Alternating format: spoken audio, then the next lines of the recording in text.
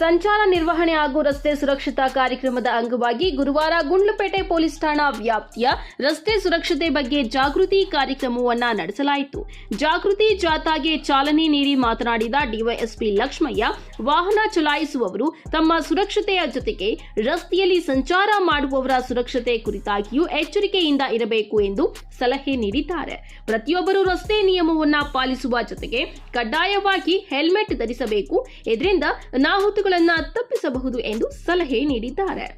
ಈ ಸಂದರ್ಭದಲ್ಲಿ ವೃತ್ತ ನಿರೀಕ್ಷಕ ಜಯಕುಮಾರ್, ಸಬ್ ಇನ್ಸ್ಪೆಕ್ಟರ್ ಸಾಹೇಬೇಗೌಡ, ನಮ್ಮ ಕರ್ನಾಟಕ ಸೇನೆ ಚಾಮರಾಜನಗರ ಜಿಲ್ಲಾಧ್ಯಕ್ಷರಾದಂತಹ ಸುರೇಶ್ ನಾಯಕ್, ತಾಲೂಕು ಅಧ್ಯಕ್ಷ ಶ್ರೀನಿವಾಸ್ ನಾಯಕ್, ಕಾಲ್ವಲು ಪಡೆಯ ತಾಲೂಕು ಅಧ್ಯಕ್ಷ ಅಬ್ದುಲ್ ಮಾಲಿಕ್ ಹಾಗೂ ಪೊಲೀಸ್ ಇಲಾಖೆಯ ಸಿಬ್ಬಂದಿಗಳು ಇದ್ದರು.